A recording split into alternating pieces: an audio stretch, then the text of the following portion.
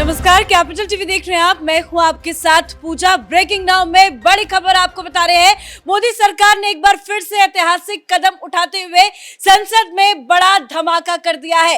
वक्फ amendment bill Lok Sabha में पेश कर दिया गया है। तस्वीरें आपको दिखा रहे हैं। किरण रिजिजू ने आज लोकसभा में अमेंडमेंट बिल को पेश किया है और जैसा कि हमने पहले ही आपको बताया था कि विपक्ष इस पर आपत्ति जताएगा और जैसे ही लोकसभा में वक्फ संशोधन बिल को पेश किया गया, विपक्ष की तरफ से जमकर नारेबाजी की गई। कांग्रेस पार्टी ने इसका जमकर विरोध किया है, टीएमसी ने भी विरोध किया है, समाजवादी पार्टी इसे मुस्लिम विरोधी बिल बता रही है।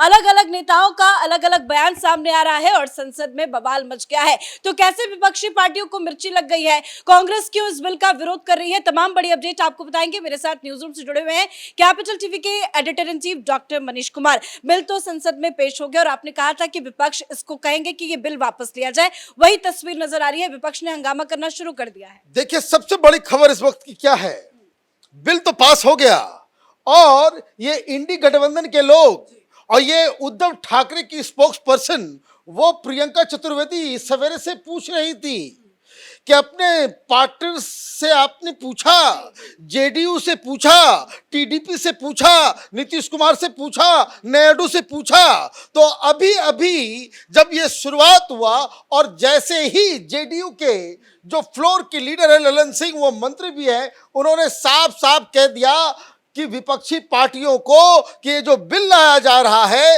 ये मुसलमानों के खिलाफ नहीं है, इस बिल के हम साथ हैं, इससे ट्रांसपेरेंसी आएगी वक्फ बोर्ड के फंक्शनिंग में। और आप ये जो नैरेटिव लगा रहे हो, ये जो तमाशा कर रहे हो, लोगों को भड़का रहे हो, मुसलमानों को भड़काने का काम मत करो।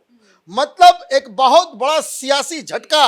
ये जो कुछ लोग बैठे हुए थे कि इस बिल के ऊपर जेडीयू जो है वो बिल्कुल अलग पोजीशन ले लेगी, वक्फ बोर्ड में बदलाव का समर्थन नहीं करेगी, तो वो तो हुआ नहीं। अब क्या हो रहा है, ये वेणुगोपाल साहब इन्होंने बोलना शुरू किया। जैसे ही बिल पेश होने के बाद इन्होंने आपत्ति जताई। क्या आपत्ति है? दो तीन आपत्ति जो एक ही बात सारे लोग रिपीट कर रहे हैं, चाहे वो समाजवादी पार्टी हो, चाहे वो मुस्लिम लीग हो, चाहे वो कांग्रेस पार्टी हो, ये तमाम लोग डीएमके ये कह रहे हैं। सबसे बड़ी इनकी चिंता ये है कि वक्फ बोर्ड में जो बदलाव किया जा रहा है उसमें मेंबर्स में नॉन मुस्लिम्स को क्यों डाला जा रहा है। इससे जो है जो फंडामेंटल राइट्स जो मुसलमानों का है, वो धार्मिक ये जो आजादी मिली हुई है आर्टिकल 25 और 26 के तहत, वो उसका हनन हो रहा है। तो ये वेणुगोपाल साहब ने कहा कि फंडामेंटली एंटी कॉन्स्टिट्यूशन है ये। अब एक बात जो समझिए, ये कोई मंदिर नहीं है, ये कोई मंदिर का ट्रस्ट नहीं है, ये कोई गुरुद्वारे का ट्रस्ट नहीं है, ये कोई रिलीजियस एक्टिविटी नहीं है। ये जो कानून बदला जा रहा है वो क्यों बदला जा रहा है? वक्फ बोर्ड एक इंस्टीट्यूशन है which was created by the parliament. इसका जिक्र ललन सिंह ने किया था कि इन लोगों को समझना चाहिए कि मंदिर और संस्था में बहुत डिफरेंस होता है। एक डिफरेंस भी है और ये वक्फ बोर्ड ये कुरान और हदीस के तहत नहीं बना है। ये अधिकार आपको जो वक्फ बोर्ड बनाया गया है, ये वक्फ बोर्ड हिंदुस्तान के कानून के जरिए बनाया गया है। तो इसलिए पहली चीज जो फंडामेंटल कि जो संस्था जो इंस्टीट्यूशन संविधान के द्वारा बनाया गया है, संसद के कानून के द्वारा बनाया गया है, तो उस कानून को बदलने में पूरी तरीके से ये संसद सक्षम है, पहली चीज। और अगर ये कोई आपका रिलीजियस अधिकार होता, कोई रिलीजियस राइट होता कि भाई ये इस्लाम के मुताबिक है, तो ये बात इन लोगों को बताना पड़ेगा कि दुनिया के जो 53 इस्लामिक कंट्रीज हैं, क्या सब में इस तरह का वक्फ बोर्ड है? इसका सीधा सीधा जवाब है कि नहीं है। ये सऊदी अरब में क्या वक्फ बोर्ड है? यूएई में क्या वक्फ बोर्ड है? टर्की में क्या वक्फ बोर्ड है? और क्या वो इस तरीके से अनर्गल उनके पास अधिकार होते हैं कि आप जो। और दूसरी चीज कि ये जो कह रहे हैं कि भाई ये रिलीजियस राइट का हनन कर रहा है, ये तो गलत, ये तो सवाल ही नहीं है, क्योंकि ये मसला रिलीजन का नहीं है, ये वक्फ बोर्ड के फंक्शनिंग का है। वन। नंबर टू, ये जो दूसरी आपत्ति जताई जा रही है कि भाई उसमें हिंदू क्या कर रहे हैं, वहां पे नॉन मुस्लिम क्यों होंगे। अब इसका भी जवाब आप समझ लीजिए क्यों। भाई आप क्या सिस्टम चाहते हो कि मैं एक नॉन मुस्लिम आदमी हूं, मेरे जमीन को वक्फ बोर्ड ने कह दिया ये वक्फ की जमीन है, तो हम अपील करने कहां जाएंगे। आपने अधिकार नहीं दिया है भाई हाई कोर्ट जाए, हम सुप्रीम कोर्ट जाए, या फिर लोकल, हम अदालत नहीं जा सकते। हमको कहां अपील करना है, हमको अपील करना है बोर्ड के पास। और बोर्ड में जिसने जमीन को कब्जा कर लिया है, हथिया लिया है, बिना कोई कागज दिखाए हुए, बिना कुछ बताए हुए, बिना कोई उसकी सर्वे किए हुए, बिना कोई पुष्टि किए हुए, जैसे फॉर एग्जाम्पल जो तमिलनाडु में एक गांव था, उस गांव में 1500 साल पुराना मंदिर भी था, और ये वक्फ बोर्ड वालों ने कह दिया कि भाई ये जो है ये जमीन हमारी है। अब जमीन हमारी है, ये भी कैसे मालूम चला कि जमीन जो है वक्फ ने कब्जा कर लिया है। एक व्यक्ति वहां जाकर के वो अपनी जमीन को बेचने के लिए गया, कोर्ट ने कहा कि भाई ये तो आप बेच नहीं सकते हो, वक्फ बोर्ड ने कह दिया कि वो वक्फ बोर्ड की जमीन है, इसमें तो आप बेच नहीं सकते। तो बवाल उठा। भाई जब इस्लाम हिंदुस्तान आया तक नहीं था, उस समय से जिस गांव में मंदिर है उस जमीन को आपने कैसे हाथ लगा दिया। और आपको अगर उस वापस अपनी जमीन को लेनी है तो कहां जाओगे, तो जिसने जमीन को छीना है उसी के पास आपको गुहार लगाना पड़ेगा। अब सारे लोग उसमें अगर मुस्लिम ही होंगे तो हमारी बात कौन सुनेगा, हमारी बात कौन सुनेगा। तो वहां वो जो काम करने का जो तरीका है उसमें ट्रांसपेरेंसी जब तक नहीं आएगी तब तक आप कैसे कह सकते हो कि ये जो है बिल्कुल एक जुडिशियल बॉडी है कि जहां पे न्याय किसी को मिलेगा ऐसे करके। और दूसरी चीज जो सबसे बड़ी चीज है कि ये जो, मैं तो आपको एक एग्जांपल दिया कि गांव का एक मंदिर का, ज्यादातर जमीनें ये वक्फ बोर्ड वाले ने उनकी छीनी है जो मुसलमान है।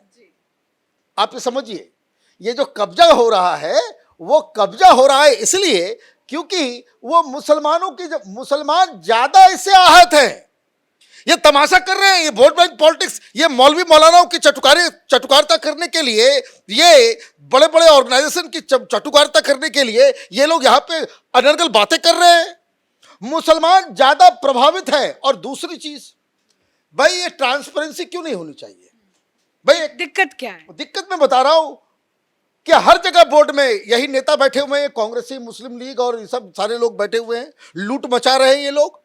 जिस जमीन का इस्तेमाल मुसलमानों के डेवलपमेंट के लिए हो सकता है, जहां आप स्कूल खोल सकते हैं, जहां आप उसके, आप ये समझिए 9 लाख एकड़ जमीन है और आपकी आमदनी मालूम क्या है, 200 करोड़, 20,000 करोड़ के आसपास आपका एनुअल इनकम होना चाहिए अगर आप कायदे से उस प्रॉपर्टी को मैनेज करें। लेकिन आप मैनेज नहीं करते हैं। क्या करते हैं, तो साइड से अपना कोई मॉल खोल रहा है, तो कोई कुछ कर रहा है, कोई कुछ कर रहा है। वो लूट का एक अड्डा बन गया है।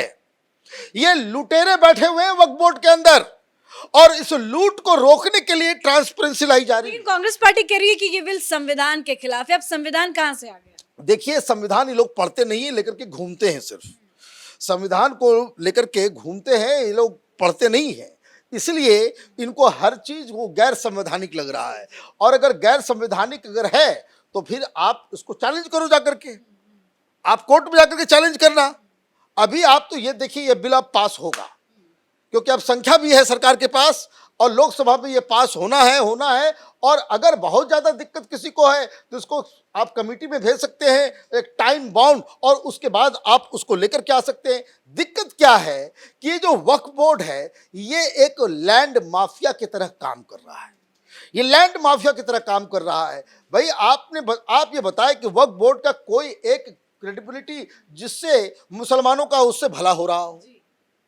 ये सब वहां पे लूट खसोट कर रहे हैं। जैसे मैं आपको एक एग्जांपल दे दूं, दिल्ली में ये केजरीवाल या आम आदमी पार्टी भी इसके खिलाफ है। ये केजरीवाल का एक वीडियो बड़ा पुराना है, वो चल रहा है कि वो ये शाहीन बाग के पास वोट मांगने के लिए गया और वहां उसने कहा कि देखिए वक्फ बोर्ड को हम और मजबूत करेंगे। ये चुनाव से पहले की बात है। और उसने कहा कि भाई देखिए हमें तो खबर मिली है कि जो एंटालिया है, एंटालिया ये मुकेश अंबानी का घर, वो भी वक्फ की जमीन पे है और अगर हमारी सरकार बन जाएगी तो हम उससे भी छीन लेंगे जमीन, इतना हम मजबूत कर देंगे वक्फ बोर्ड को। अच्छा, आपकी सरकार आ गई, वक्फ बोर्ड का हेड किसको आपने बनाया? तो गुंडे को बनाया, अमानतुल्लाह को, हिस्ट्री सीटर। और ये मैंने करी, आम आदमी पार्टी में जब वो नहीं था तो आम आदमी पार्टी पोस्टर लगा करके घूमती थी दिल्ली में कि अमानतुल्लाह गुंडा है, ये आम आदमी पार्टी करती थी। इसकी पार्टी में आ गया तो अमानतुल्लाह को आपने वक्फ बोर्ड का चेयरमैन बना दिया। अब वक्फ बोर्ड का वो चेयरमैन बन गया तो इधर वो कमा रहा है, उधर वो डाका डाल रहा है, वो मॉल बना रहा है, उधर किराया खा रहा है। उसने लूट मचाना शुरू कर दिया। जब लूट मचाना शुरू किया तो बोर्ड के दूसरे मेंबर और पुराने मेंबर जो मौलवी मौलाना मुस्लिम समुदाय के लोग ही वो कोर्ट जाते हैं और ये कहते हैं कि अमानतुल्लाह जो है लुटेरा है। अब उस पे ईडी और सीबीआई सब की जांच चल रही है, बेल पे भी बाहर है। तो इसका मतलब क्या है? इसका मतलब ये है कि वक्फ बोर्ड में बदलाव की पहले से ही जरूरत थी, वो इसमें बहुत विलंब हुआ। बाकी सारे लोग ये जो वोट बैंक की राजनीति करने वाले हैं वो उसका विरोध करेंगे, लेकिन आम मुसलमानों को इससे बहुत बड़ा फायदा होगा। एक और बड़ा फायदा मैं बता दूं कि बोर्ड के अंदर महिलाओं को भी रखा जाएगा। ये मुस्लिम ऑर्गेनाइजेशंस में महिलाएं नहीं होती हैं। और एक जो सबसे बड़ा बदलाव किया गया है जिसके ऊपर कोई कुछ नहीं बोलेगा वो ये कि पहले क्या होता था, जैसे मुस्लिम समुदाय है वहां आप अगर आपको बच्चे नहीं हैं तो आप गोद नहीं ले सकते, आपको तलाक कर दिया जाएगा, आपको भगा दिया जाएगा। कोई महिलाओं का कोई इस तरह के कि भाई अब कोई दान कर दो, वक्फ में दे दो जमीन, ये अपने मन से महिलाओं से पूछताछ नहीं की जाती थी। इस कानून में अब यही किया गया है कि बिना पत्नी के, बिना महिला के, उनके बिना सिग्नेचर के वक्फ बोर्ड को कोई आदमी जमीन नहीं दे सकता। वो महिला वो तय कर सकती है कि ठीक है हमारे पास संतान नहीं है तो मेरी बहन के बेटे को हम दे दें, हम किसी और को दे दें। ये पहले नहीं था। तो इसका मतलब ये होता था कि ये लोग ढूंढते रहते थे कि भाई कौन है, नहीं है, और कोई उसका वारिस नहीं है तो उठा करके उसको वक्फ में ले लिया बिना कोई कागज दिखाए हुए। अब सबसे बड़ी चीज है कि वक्फ बोर्ड अगर किसी जमीन को कहेगी कि भाई ये वक्फ बोर्ड की जमीन है तो वक्फ बोर्ड को बकायदा ये साबित करना पड़ेगा, कागज दिखाना होगा कि वक्फ में किसने दान किया, कब दिया, उसका था या नहीं था। और तीसरी सबसे बड़ी चीज जो इस देश की जनता को याद रखना चाहिए, ये जो हाईवे बनते हैं और बगल में एक मजार खड़ा हो गया और उसके बाद उसको जो है वक्फ वाले आते हैं, कहते भाई यहाँ पे मजार है, ये वक्फ की जमीन है। ये सरकारी जमीन की जो लूट हो रही है, ये हर जगह जो है मकबरा और मजार आ जाता है, ये अपने आप में पहली चीज ये एंटी इस्लामिक है, एंटी इस्लामिक है। भाई कोई बता सकता है कि मोहम्मद साहब की कब्र कहाँ है, उनकी मजार है क्या? भाई ये लोग हज के लिए जाते हैं, वहां कोई मजार है क्या मोहम्मद साहब की? नहीं है। क्यों? ये एंटी इस्लामिक है। कुरान में साफ साफ लिखा हुआ है कि आप इस तरह का मजार, मकबरा, सीमेंटेड जो है कब्र नहीं कर सकते। तो लेकिन फिर भी हिंदुस्तान में ये सारी चीजें चल रहा है। तो भाई पहले ये बता दो भाई कि तुम्हारा धर्म क्या कहता है, तुम यहां क्या कर रहे हो, कुरान क्या कह रहा है, तुम यहां क्या कर रहे हो, और क्यों ये इस तरह के जो लोग जो मठाधीश बनकर के लूट मचा रहे हैं इस्लाम के नाम पे, उस पे लगाम क्यों नहीं लगाया जाए? धन्यवाद सर जानकारी के लिए। तो बड़ा धमाका संसद में हो चुका है। वक्फ अमेंडमेंट बिल लोकसभा में पेश कर दिया गया है और ये बिल पास भी होगा क्योंकि मोदी सरकार की तैयारी पूरी है।